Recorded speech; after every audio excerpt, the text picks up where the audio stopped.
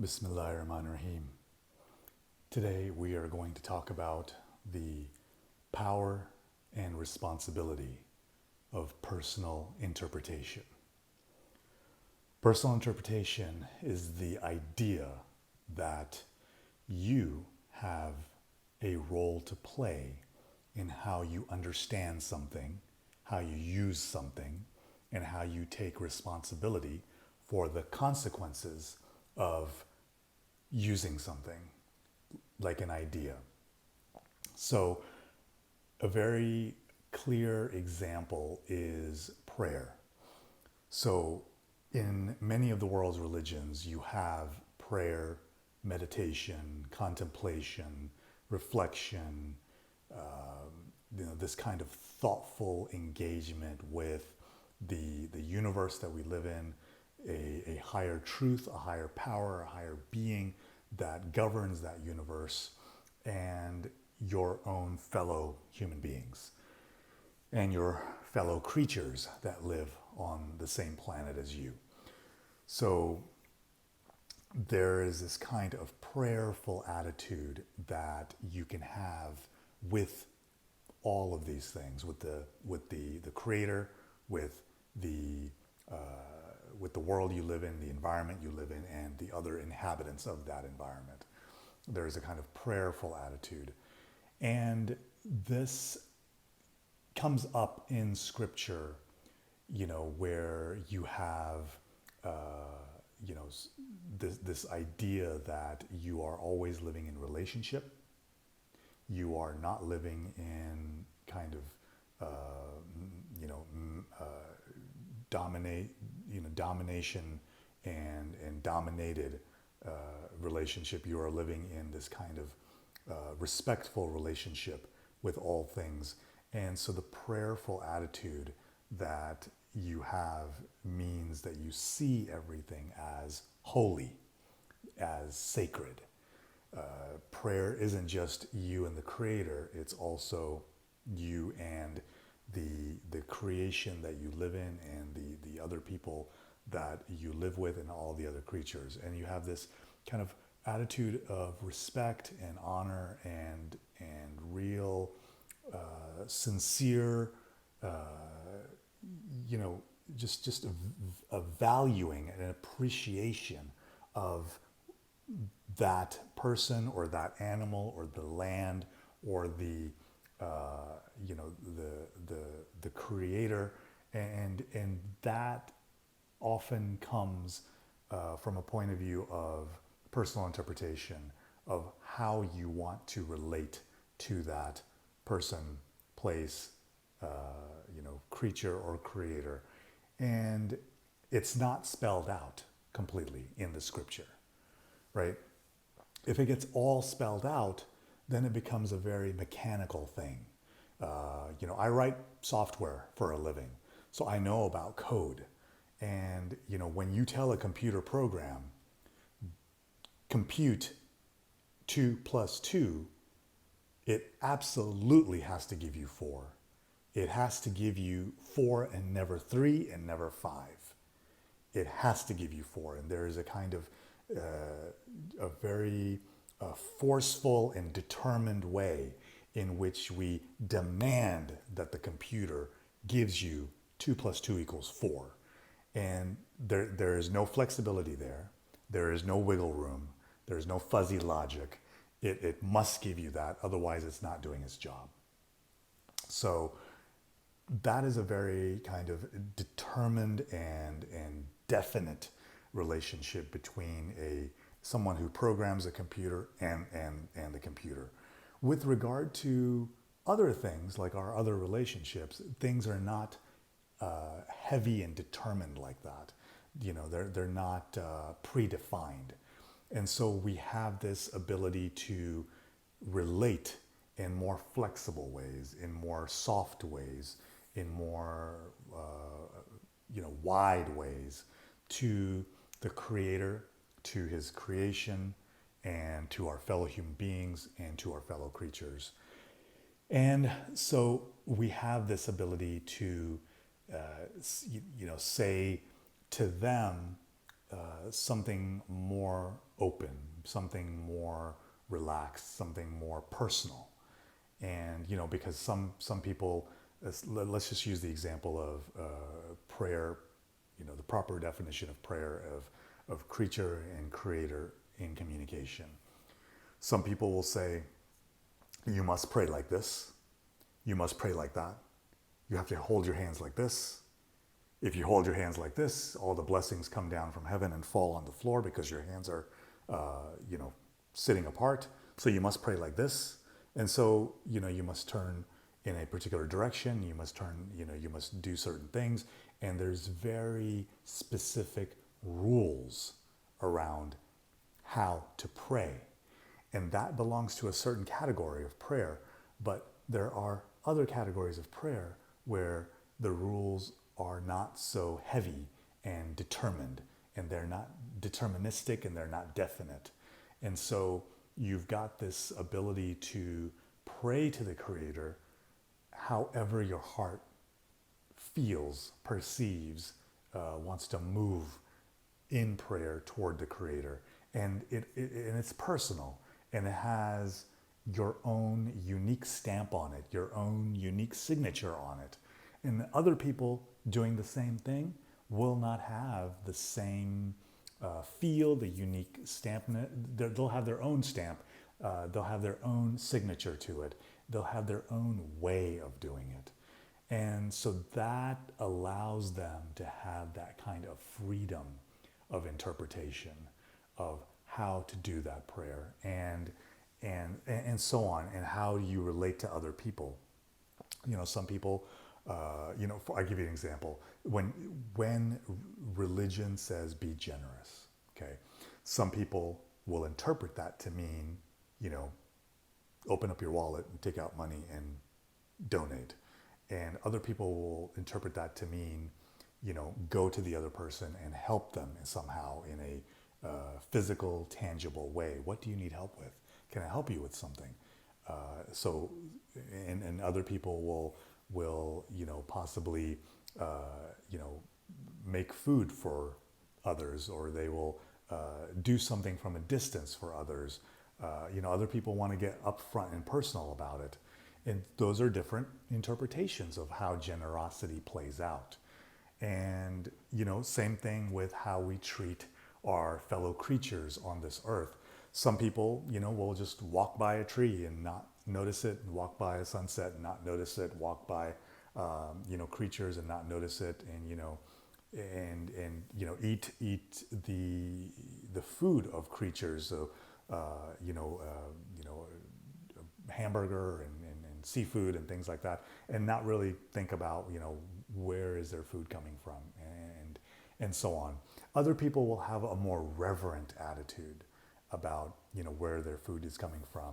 They will have a more respectful attitude, knowing that, this hamburger that you're eating right now comes from a cow who is no longer alive, because that's how you get the meat for the burger, and so on, and all the fish in the sea that we consume for our seafood and things like that. And so you have this ability to have an interpretation of how that relationship should go. No one is going to tell you, you must do this in order to have this relationship. This is more up to you on feeling out your own way of respecting and honoring the creatures who live around you, some of whom give their life for you to eat, and so on. And when you walk by a tree and just marveling at the amazing nature of a tree. I mean, it might sound a little strange to think of it like that, but if you spend time, outdoors in nature, you find that there is a holiness about being in nature. There's a holiness about trees and birds and all the animal life in the wind and the rain and the clouds and things like that. And you can have a reverent attitude about it. And you can have your own personal interpretation about it. So the personal interpretation that we are given by God, by Allah, is a gift, It is an honor. It is a power that helps us shape how we think and how we see the world. And it is also a responsibility, because those things, how we see the world and how we relate to things, have consequences, right? So if our interpretation says the world is just something that we can use and use up, that will have a consequence. We will create things in society that go and use up the world, and then, never give back, never put restraints, never put boundaries on how we use the world. And then you have things like the depletion of the ozone layer.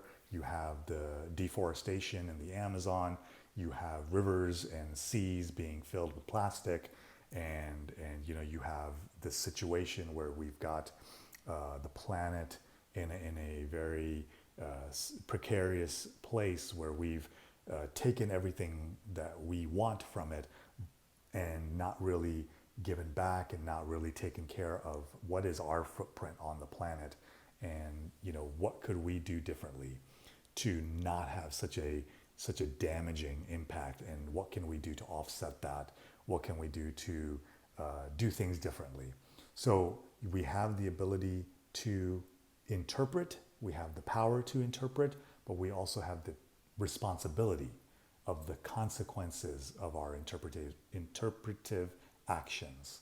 And so we've got this situation where, Allah has given us this time on earth to explore and study and make and use, but according to our interpretation. But we've also got we are answerable to Allah for how we interpret things. And so other people don't really get to kind of impose their interpretation on us, but at the same time, we all need to come together and decide, these things are, valid and good to do, and these things are harmful, and they will lead to consequences that will harm all of us, because we're all in this ship together. And so we've got this situation where the power of our interpretation is so delicate and so sensitive that we almost have to be thinking about it at all times, and kind of reviewing, how are we doing things? What could we do differently? What could we do better? What could have less of an impact? What would have good consequences, not just for us, but the next generation, and so on, and many generations from this one. And so the interpretive power that we have, applies to everything. Applies to religion, applies to science, applies to our personal lives, our family lives, our life of community, our internal lives, our external lives, and so on, because our mind is constantly interpreting things. It's how it works. So, this is a grace, but it is also a duty and a responsibility for us to think about what it is that we could be doing differently. And so in our interpretations of our lives, we have the ability to grow out of interpretations of the past and move into new interpretations for the future. And, we have the ability to, decide whether something has been serving us or something has not been serving us. And, we have the ability to kind of say to other groups doing this kind of same interpretive work that, we've got some better ideas, and kind of humanistically and compassionately be able to share these with others so that these ideas can spread. And so I'll give you an example. One of the ideas is this idea that everything in the the past has already been decided. There's a very kind of strong sense that everything, the good human life has already been decided by people who came before us, and all we have to do is kind of follow their path. And as we live in the world, and as we think, and as we grow in our knowledge, and as we evolve in our understanding, we find that people in the past made certain decisions based on what they knew, and we can't keep copying those decisions, and we have to come up with new ones. And so it is an evolution of that thinking, and sometimes there is resistance to change something that has been in the past, especially if it's been in the past for a long time, hundreds of years, and then being able to say, we have a better way, we have a more open way, we have a more flexible way, and that is also part of our responsibility, to review the past and to create a better future through the power of our interpretation. And there are some key words that can help us know what is our compass for a good interpretation for the future. And the first is truth, and the second is goodness, and the third is beauty. True, good, and beautiful. And if we are able to interpret things in a way that is more true, has more goodness, and has more beauty than others, then we know we are on a good path that is leading us to something better. And so, that is a conversation, a discussion that we can have. What is the meaning of true? What is the meaning of goodness? And what is the meaning of beauty? And that is something that can help us collectively and personally to move into interpretations that are more helpful and less restrictive, and that can give us a better vision of our lives and the lives of our communities. And so this is something that we can think about. What is true, what is good, and what is beautiful.